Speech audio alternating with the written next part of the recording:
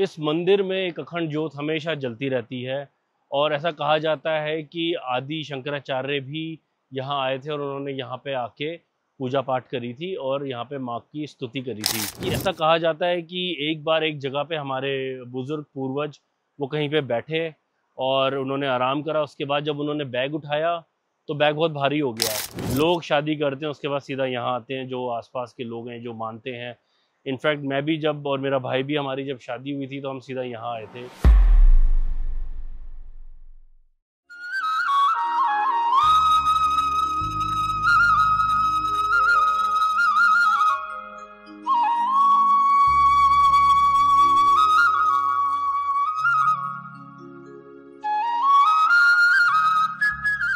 नमस्कार दोस्तों, the best practice में आपका स्वागत है। आज मैं आया हूँ उत्तराखंड में हमारी जो कुल देवी हैं ज्वाल्पा देवी धाम, वहाँ मैं आया हूँ। यहाँ मैं आपको इस धाम के बारे में बताऊँगा, क्या इसकी मान्यताएं हैं। मैं आपको बताऊँगा कि कैसे जो हम बिष्ट क्लैन वाले हैं वो कैसे देवी से डायरेक्ट हमारा लिंक निकलता है, क्यों ये हमारी कुल देवी हैं और कैसे इस मंदिर की स्थापना हुई। इस मंदिर की विख्याति के बारे में मैं आपको बताऊँगा। तो दोस्तों, उत्तराखंड के पौड़ी गढ़वाल में अगर आप कोटद्वार से सतपुली आते हैं तो उसके बाद पौड़ी और सतपुली के बीच में ज्वाल्पा देवी का मंदिर पड़ता है।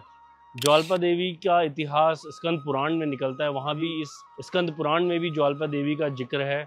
ऐसा कहा जाता है कि स्कंद पुराण के मुताबिक सतयुग में दैत्यराज पुलोम की बेटी शची ने देवराज इंद्र को पति के रूप में पाने के लिए नयार नदी के किनारे ज्वाल्पा धाम में माँ पार्वती की उन्होंने पूजा करी, तपस्या करी। माँ पार्वती उनकी तपस्या से प्रसन्न हुई और दीप्त जलेश्वरी के रूप में उन्होंने अपने दर्शन दिए। इसी वजह से इस जगह का नाम ज्वाल्पा देवी कहा जाता है। इस मंदिर में एक अखंड ज्योत हमेशा जलती रहती है और ऐसा कहा जाता है कि आदि शंकराचार्य भी यहाँ आए थे और उन्होंने यहाँ पे आके पूजा पाठ करी थी और यहाँ पे माँ की स्तुति करी थी। ऐसा माना जाता है कि अविवाहिता या अनमैरिड जो लड़कियां हैं वो यहाँ के अगर मन्नत मांगती है तो उनको बहुत अच्छा वर मिलता है।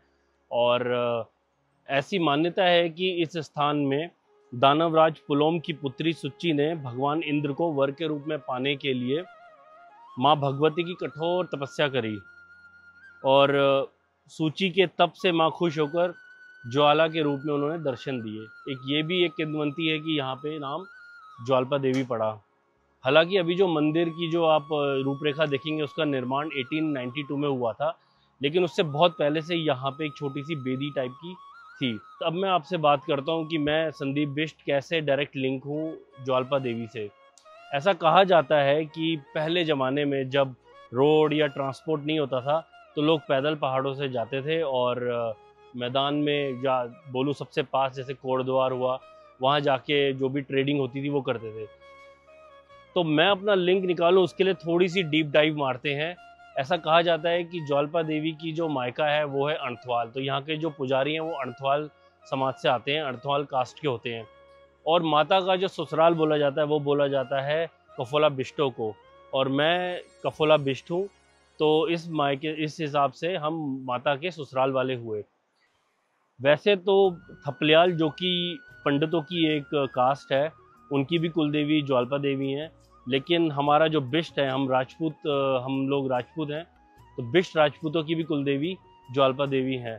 ना सिर्फ बिष्ट बल्कि और भी राजपूत जो उत्तराखंड के हैं वो भी वो मानते हैं। लेकिन हाँ, कुलदेवी के रूप में थपलियाल और बिष्ट जो हैं वो ज्वाल्पा माँ को अपनी कुलदेवी मानते हैं। और कुलदेवी से हमारे उत्तराखंड में ये होता है कि जो आपकी कुल की रक्षा करती हैं, आपकी कुल की एक पैटर्न आप कह सकते हो, या आप ऐसा कह सकते हो कि जो आपके जो पूरी कुल को जो रक्षा कर रही है, देख रही हैं, प्रॉस्पेरिटी हर चीज़ के लिए हम उन्हीं के आगे नतमस्तक होते हैं। अब हुआ ऐसा कि बहुत सालों पहले की बात है, कई सदियों पहले हमारे पूर्वज, उस समय जब ट्रांसपोर्टेशन नहीं होता था तो लोग पैदल ही पहाड़ों से मैदान में जाते थे और ट्रेडिंग करते थे। और उस ट्रेडिंग में कई कई दिनों तक वो लोग सामान लाते ले जाते रहते थे। कि ऐसा कहा जाता है कि एक बार एक जगह पे हमारे बुजुर्ग पूर्वज वो कहीं पे बैठे और उन्होंने आराम करा। उसके बाद जब उन्होंने बैग उठाया तो बैग बहुत भारी हो गया। वो चलते रहे, उनको लगा पता नहीं, हो सकता है कि शायद बैग वैसे ही भारी हो गया हो। लेकिन कुछ दिनों के चलने के बाद फिर आज जिस जगह पे ज्वाल्पा देवी मंदिर है वो लोग वहाँ रुके और ऐसा कहा जाता है कि उन लोगों ने यहाँ वो लोग फ्रेश वगैरह हुए होंगे और उसके बाद जब उन्होंने बैग उठाया तो बैग बिल्कुल हल्का हो गया। फिर जब वो घर पहुँचे वो बड़े सरप्राइज थे कि ऐसा क्या हुआ। उसके बाद जब वो घर पहुँचे और घर पहुँच के उनको रात को सपने में माँ ने दर्शन दिए और माँ ने बोला, मूर्ख, मैं तेरे साथ तेरे घर आ रही थी, तेरी ज़िंदगी बदल जाती, लेकिन तूने अपने आप को दूषित कर दिया और मैं वहीं रुक गई। तो उसके बाद जैसा माँ का आदेश हुआ, उन्होंने यहाँ पे आके साफ़ सफाई करा के और एक छोटी सी माता की बेदी बनाई और वहाँ से ज्वालपा देवी जी की पूजा यहाँ पे होनी शुरू हुई। तो ये कहा जाता है कि वो कोई रीज़न था जिस वजह से ज्वालपा देवी वहाँ रुक गई। हर चीज़ का एक कारण बनता है, तो वो कारण हमारे पूर्वजों का यहाँ रुक के फ्रेश होना या शौच करना हुआ, या तो उसके बाद इसकी विख्याति मंदिर की एज यूजुअल बहुत बढ़ती चली गई। और यहाँ हर साल 2 बार नवरात्रों में बहुत अच्छा मेला लगता है। तो दोनों नवरात्रों में यहाँ बहुत भीड़ होती है, बहुत पूजा अर्चना होती है और मैंने कई बार देखा है यहाँ के नवरात्रों में आके पैर रखने की जगह नहीं होती है, मेला लगा रहता है। लोग शादी करते हैं उसके बाद सीधा यहाँ आते हैं, जो आसपास के लोग हैं जो मानते हैं। इनफैक्ट मैं भी जब, और मेरा भाई भी, हमारी जब शादी हुई थी तो हम सीधा यहाँ आए थे, शादी के बाद यहाँ पे माता का आशीर्वाद लिया था। तो बहुत ही मान्यता हमारी है और बहुत ही हम दिल से माँ का धन्यवाद करते हैं। मैं तो पर्सनली बहुत ज़्यादा बिलीव करता हूँ और जब भी मैं इंडिया आता हूँ तो दिल्ली से सबसे पहले मम्मी पापा से मिलता हूँ और फिर सीधा यहाँ ज्वालपा देवी आता हूँ, उसके बाद ही कोई और कार्य या कहीं और जाता हूँ।